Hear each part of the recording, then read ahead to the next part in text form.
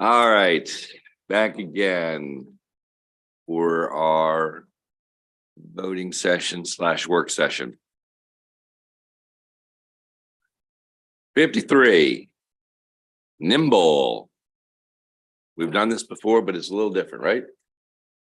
It's the same posture as what you passed last year. Oh, okay. Yes. Nimble. Did you want to ask a question? Yeah. Please do. You want to be on the mic? I don't have any amendments on nimble. I don't think we have an amendment. Yes. Oh. This to be a reprint, right? It does have my name on it. So I guess the only question I have is last year, there was an issue how it was introduced in reference to like the fund managers. I see the Right. amendments here. Is this impact the fund managers in the version that we have right here? I do not believe that it impacts them. The money comes from the governors through the budget. Okay, So it should not impact anyone else. that's what it looked like too to me right now. Thank you. The version that was introduced Was the impacted. one that Yeah. we fund managers. wanted to get rid of last Yep, time. yep. Yep. Thank you. Thank Yes. you. Senator Zucker? Yeah, just had a quick question. Do you think Senator Director Pinsky sent in some like amendments or something for clarification? Are those in there? Is that the right? Is that the other one? Okay, I withdraw that question. Well, thank you for that withdrawal. Just keeping in mind the other bill. Yes. Everybody understand what happened here with the amendments? The money was in the original bill when we passed that we modified last year was taking money from the fund managers to make this work. I think universally decided that was not the best of ideas and we would find money elsewhere through the general fund. And that's what this amendment does. Okay. All those, well, we have a motion. Move the amendments. All those in favor of the amendment? Aye. Any opposed? Okay. All those in favor? Aye. Opposed? No one opposed. All right. Very good. One down. Yeah, yes. What?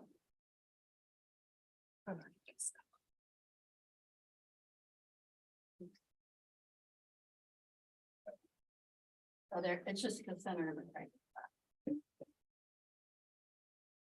Okay. Senate Bill 72. This bill was the income tax credit for the pet-friendly rental dwellings. There was an amendment to this bill to make it a task force. Currently, you have the amendment in your packet.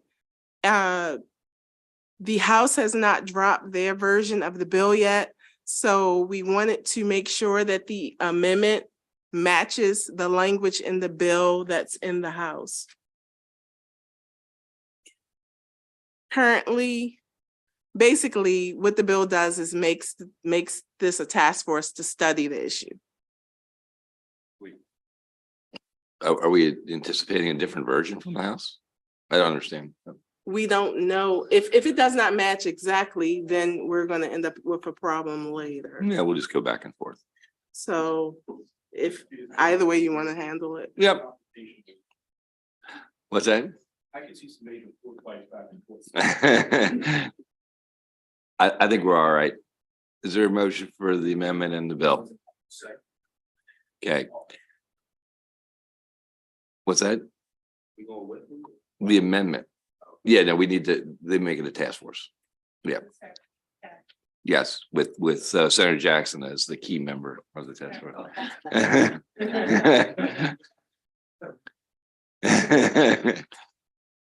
All right, as amended, all those in favor? Opposed? Okay. Next up. 94.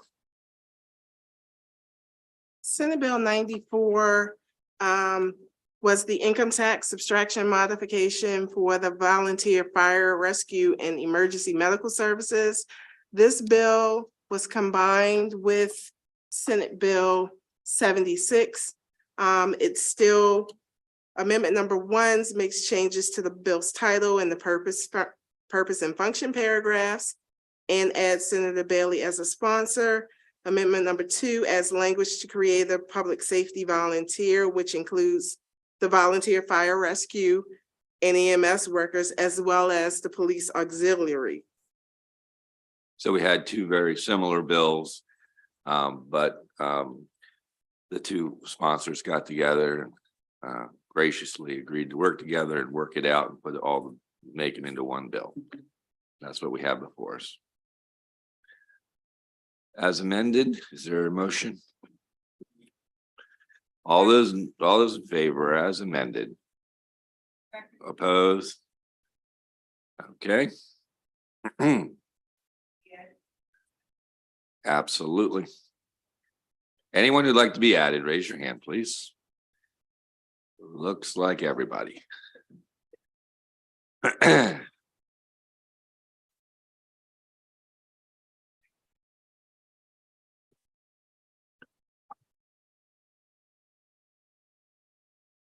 Okay, 217.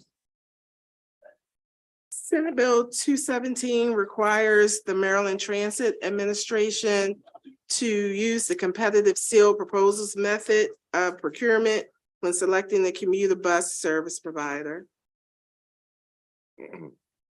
There are no amendments to this bill. Any discussion about this? Senator McCray, any final words on this?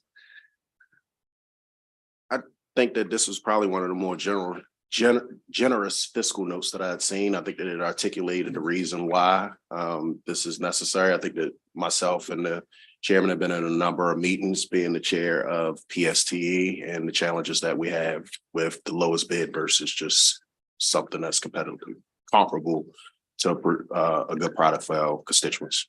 Yeah, I agree. I think it's a good bill and it's hopefully going to get us better results as we move forward. Thank you, Senator. Second. All those in favor? Aye. Opposed? Am I on this bill? Yeah, I was gonna say, am I on that bill? Now I am. Others want to be on the bill? No. There are others who do. Raise your hand if you want to be on the bill.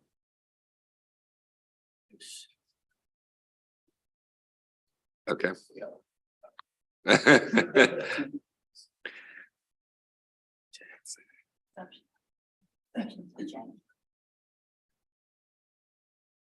Okay. 242. Senate Bill 242 makes a technical reference change. The reference was section 51 of the Internal Revenue Code, and it corrects it to section 38. Very critical piece of legislation. All those in favor? Opposed? Okay. Next. Senate Bill 243 is a departmental bill that limits the eligibility for the state child independent care tax credit to resident taxpayers. There evidently was a loophole that prevented, but this bill would prevent non-Maryland taxpayers from collecting. All those in favor? Excellent. Opposed? Okay.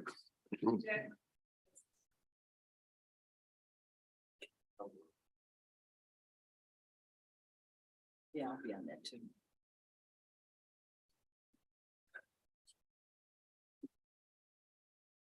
Thank you, Senator Jackson.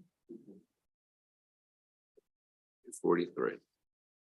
Okay, 153.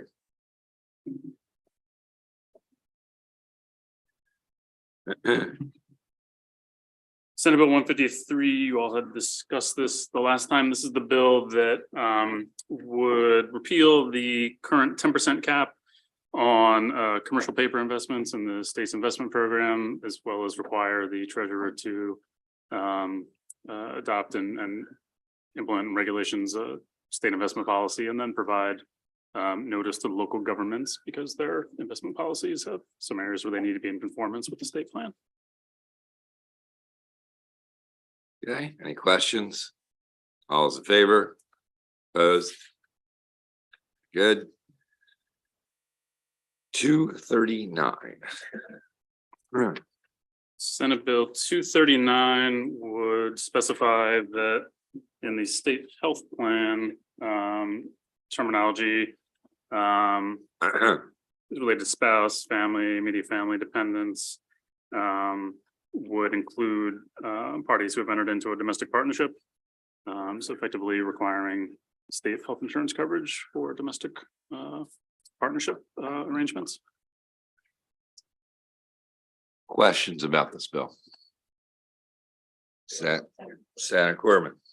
So I just want to clarify on part of this bill, maybe, and I was asking the bill sponsor at the time on the private insurance portion of it. And I was reading the physical note again where it says that the individual and group health insurance policies and contracts that allow coverage at the request of the insurer of the group policyholder. So I interpret that as, say you're working for ABC Insurance Company and you're in a domestic partnership. Just because you ask for that doesn't mean it would have to be the group policy, which would have been the company itself that would have to allow that to occur, Correct. right? That's my understanding. Yeah. Right. So in essence, we're doing, what's being proposed here is, as the state being the group policyholder, that then we would provide that benefit to any of our employees that were in a domestic partnership.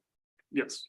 And they define a domestic partnership as, I mean, there was a list here, so we don't have to go over it all over again, but okay, that was kind of the clarification that I was looking for. So, all right. Senator Jennings. So I'm trying to figure out what defines domestic partnership? So it's under code, it's Health General 6101, it's page 2 of the bill. Is the definition, so it's two individuals who are at least 18 years old, are not related to each other by blood or marriage, are not married or in a civil union or domestic partnership with another individual, and agree to be in a relationship of mutual interdependence in which each individual contributes to the maintenance and support of the other individual and the relationship, even if both individuals are not required to contribute equally to the relationship. And then further down, there are a number of, there's a requirement for at least 2 of following documents that would be evidence of that relationship. Okay, I mean, I look at this, that you have somebody that you're married. You get your partner's, your spouse's insurance, you know, if you're gonna separate or get a divorce, you know, there is documentation, it's a long process. You know, what prevents somebody from just jumping into a relationship with somebody to help them get health insurance? I mean, looking at this, you know, some of these are pretty easy to get, you know. And I just see, you know, what's this going to cost the state, and are people going to jump into these to help people out? I mean, I don't know. I've got my problems with it. Yes. I thought from the testimony that was provided, this is only dealing with state employees, right? Correct. So And that- this is only related to the state health insurance. And then when Chair Feldman had someone from his office there that was providing testimony, I thought she talked through like what's in statute right now, like you need to show a lease or something with someone's name on it. So like there's all these things. So like if someone's going through the means to like move in with someone, get someone on a lease, get someone on a phone bill or something, I assume that there's like something more than intent, there's intent there, that there's a relationship. But there is also, so in addition to the documents, there is also a requirement for an affidavit under penalty of perjury that the 2 individuals have established a domestic partnership. So there is that additional heightened threshold, I guess, rather than just 2 people coming and saying, they would be saying it under oath for the purposes of. That's in current statute under domestic partnership. So So the bill is not changing anything related to what a domestic partnership is, as recognized in Maryland law. It's just specifying that for the state health plan, domestic partnership shall be included when you're interpreting like a spouse or those other terminologies. So just to clarify what you just said, because if you, the fiscal note says, may be required to provide. Yeah, top of page 2, first, second paragraph, first line.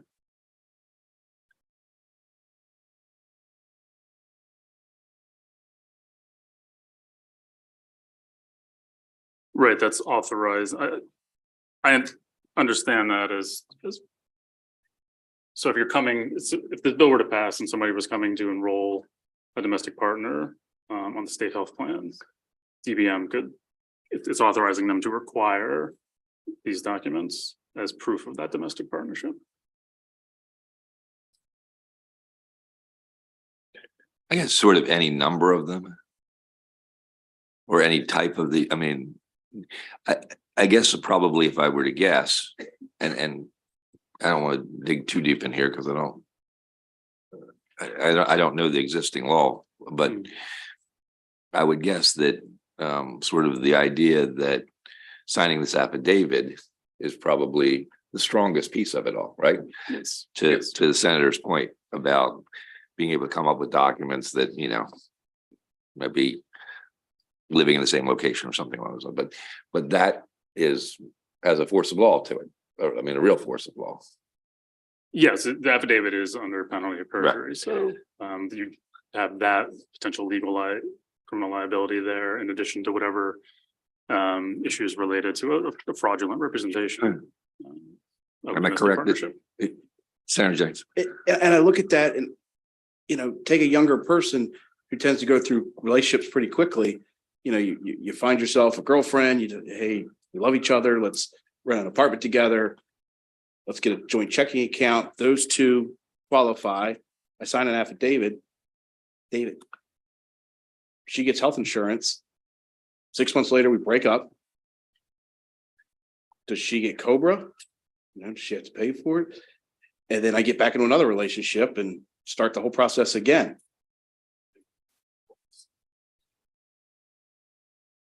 I don't know how COBRA applies. I mean, COBRA is federal law. I do know that feds don't recognize domestic partnerships. So in these situations, there are tax implications for the individuals. The tax preferred status of employer provided health insurance as a federal benefit is only for spouses. Federal law doesn't recognize domestic partnerships. So as you'll see in the note, there are some additional tax liabilities for the individuals who are going this route for income tax purposes. So I don't know the answer on COBRA. I would assume since COBRA is federal law, may not apply to domestic partners. But again, the plan may also provide for that. I don't know the answer to that. Senator Rosenthal. Yeah. I was going to say, big picture, it just seems to me that we've been trying for years and continue to get more people to have health insurance. Having health insurance is good for them. It's good for everybody else. The more comprehensive health insurance there is, the more efficient the health insurance system, the health system is, and the healthier people are. So this seems to me like a very, very small, reasonable step to do so. You say correctly, Senator, that people get together and they break up. Well, people get married and they get divorced. So yeah, you're going to have those situations, but on balance, it just seems to me it advances our goal of trying to expand health insurance in a modest way to folks who are working for the state. Yeah, it's funny. I tend to agree with the vice chair, just in the sense also, you were talking about young people getting in. One of the things that we want to encourage more than anything else is young people to getting insurance. That's one of our biggest problems right now. But I look at it as, I mean, they're jumping in one of the best healthcare plans we've got with the state plan. You know, I think it's the gold standard. You know, we do have, you know, we call it Obamacare, you know, the national health insurance that was passed years ago for people to get in. I just see this as just a step too far. You know, you talk about people get into marriages all the time and break up. Yes, you do, but you got to go to court. you're separating assets, you know, as a boyfriend and girlfriend, more complicated. It's pretty easy. I don't like you, get out. You know, and I'm gone, I take what I brought to the relationship and I'm out of here. You know, it's over. Sometimes it's done in the text. So that's my issue. Okay. You know what? I'd like to find out about the Cobra issue, just out of I curiosity. can check with DBM. Yeah, why don't we We just- did have this. We're in no rush. We're ahead of the game, probably ahead of all the other committees. I can check with DBM on Yeah. how it worked prior when we were But doing it. ultimately, I think this is a good bill, but I think it's worth figuring out all the details. Yep, yes, sir. Mr. Chairman, so when we looked at the fiscal note, and I believe Senator pointed out, or you highlighted, Mr. Chairman, on page 2, where it says may be required. Yeah. And I don't think, Philip, I got the gist of, or your response to where it says may require. Check it out. We may be required to provide, is the question, should it read shall? I'll check it out. I assume it says may because it's setting a floor. And an employer is likely going to be required. If it said shall, could have situations where there's maybe selective requirements that obfuscate the intent. So I can look into that. Thank you. Appreciate it. Thank you.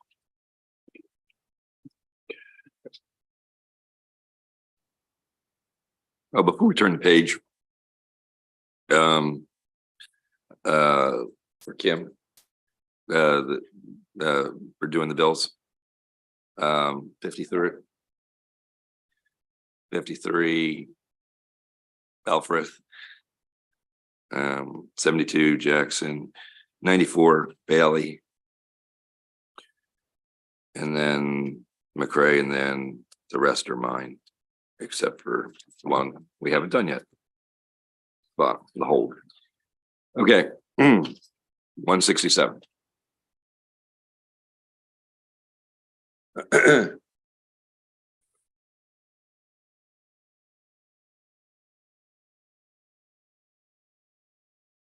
Okay, Senate Bill 167 has to do with the funding formula for the Maryland State Arts Council, which is housed under the Department of Commerce. What the bill does is basically make clear that when calculating the out years for how much the State Arts Council should get, that you are both combining the prior year's general fund appropriation as well as the required $1 million distribution coming out of the admissions and amusement tax. You add those two together, you multiply it by the growth in the general fund as a whole. And then that is the mathematical formula for the following year's general fund appropriation to the Maryland State Arts Council. So we essentially made this decision before. Why are we doing this? So there was a report done from a JCR that you all had requested. Basically, yes, you all have established your intent, had various pieces of language in uncodified sections.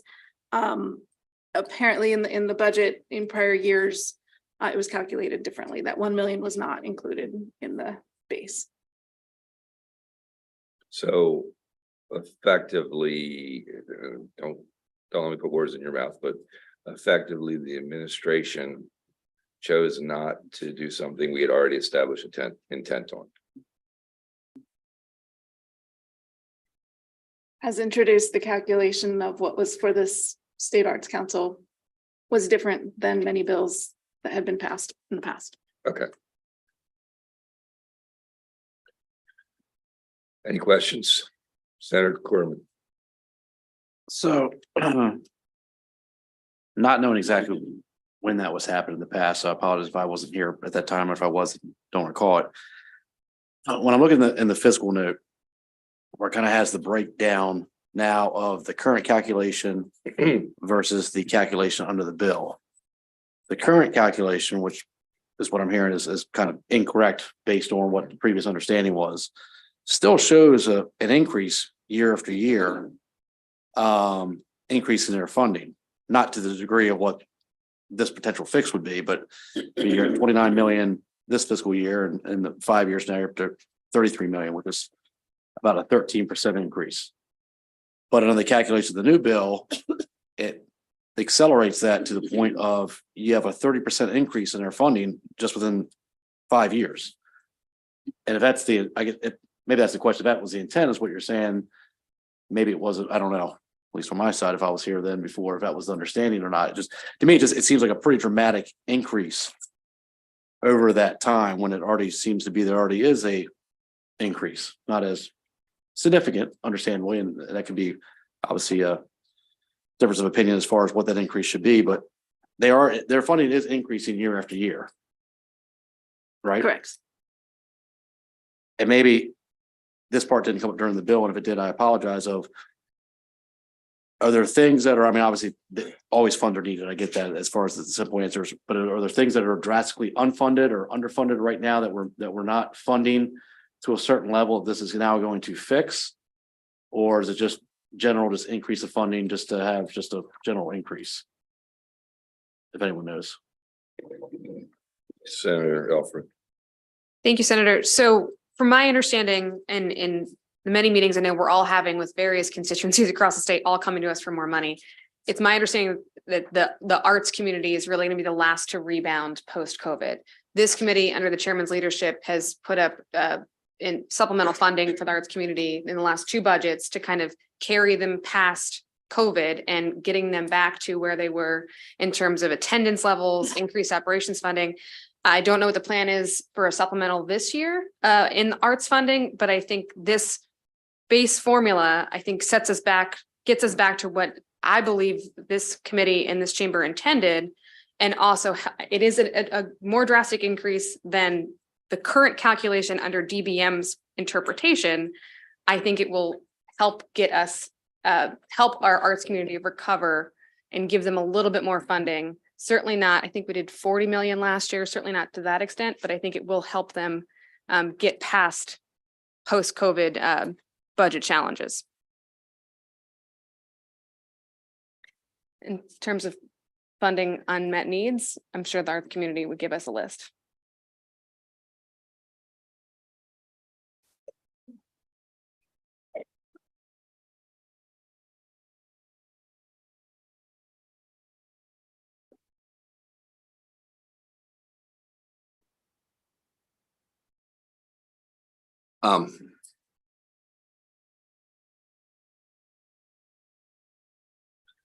This multiplier issue is the part that makes it complicated. And it's hard to like wrap your head around. That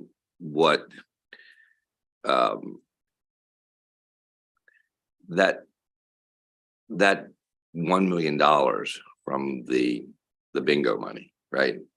That has, the multiplier wasn't added to that. That's really what's happening here. Should it have applied to everything? That's what I believe it was the intent of the legislature to do. So it makes it a little, it certainly makes it confusing. Are there any other further questions or need for understanding of this? Is there a motion for the bill? So move. Yes. Yes. Like to Jim. get added, amended onto the bill. You'd be like that added to the bill? Yes. Okay. So the bill not amended. So actually, so who wants to be on the bill? Who's not on the bill? Okay. All right. All those in favor of the bill as amended with the sponsors? Opposed?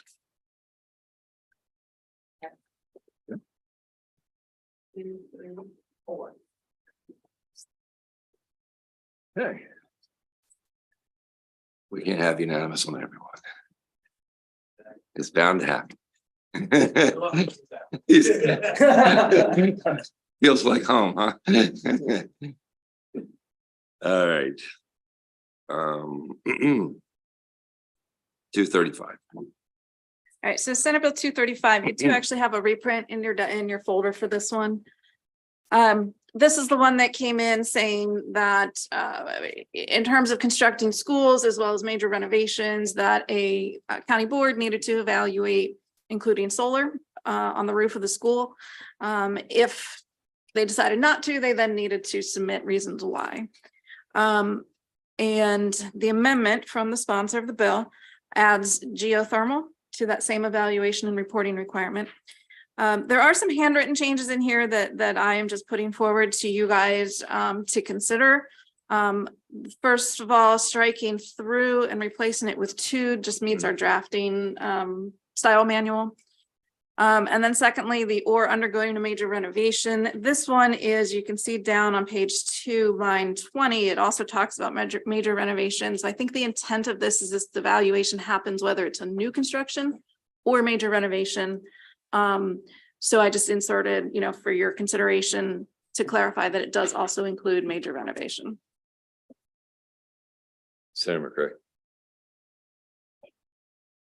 Thank you, Mr. Chair. So I appreciate the intent of the bill. I do believe that we already do it. Like, we take in consideration of these factors. I think that money is ultimately the issue from following this. But like, when I look at the IEC, and I've been very thoroughly engaged in the IEC, they've made decisions that some of our local school systems wouldn't always agree with. And I think that I also just maybe want to have some intent language that they don't hold up a project because they don't get a note from a school system because they didn't put on solar panels, because this is just putting more on there. But like, they've held up stuff for even more things, that just because they believe that their interpretation of one thing is one way and our interpretation is one thing of one way, and utilized a very strong sense of power in doing so. I also just want to make sure that like it doesn't affect projects that are already in the pipeline from that standpoint. So keep in mind, like, schools just don't pop up like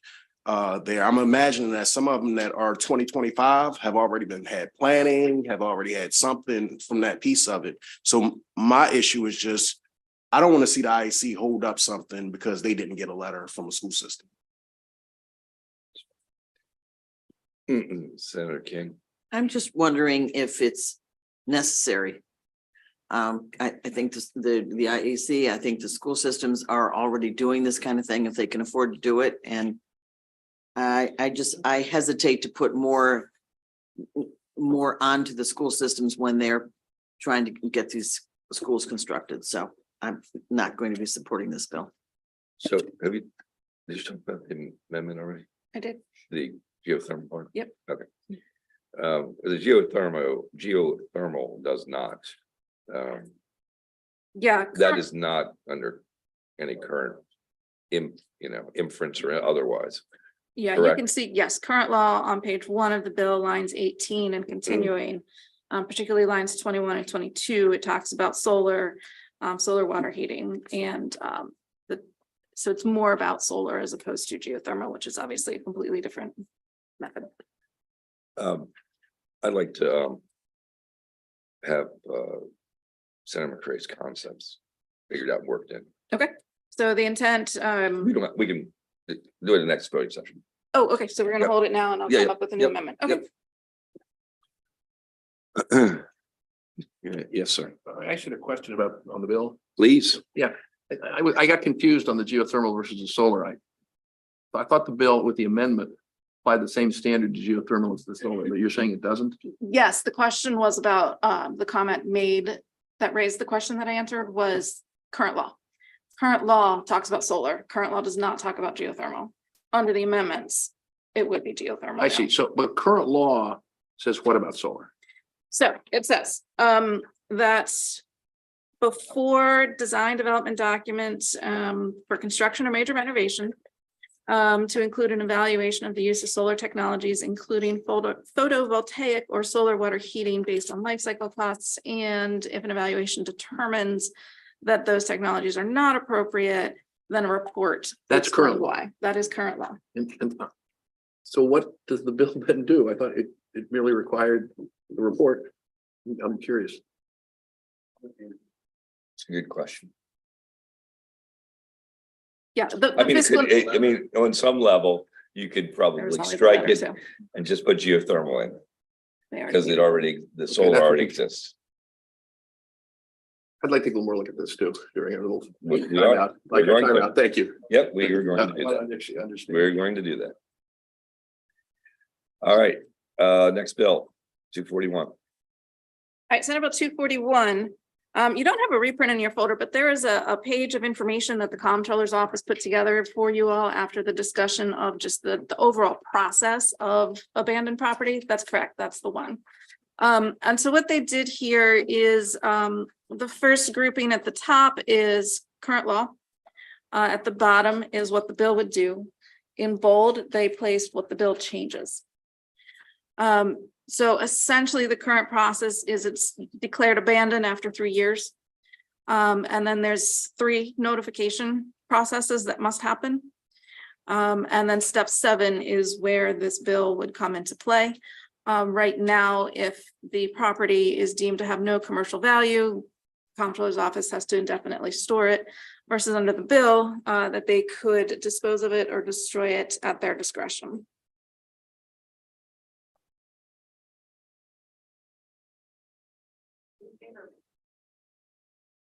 Okay. All those in favor? Opposed? Please. So I actually am familiar with like the banks piece of it.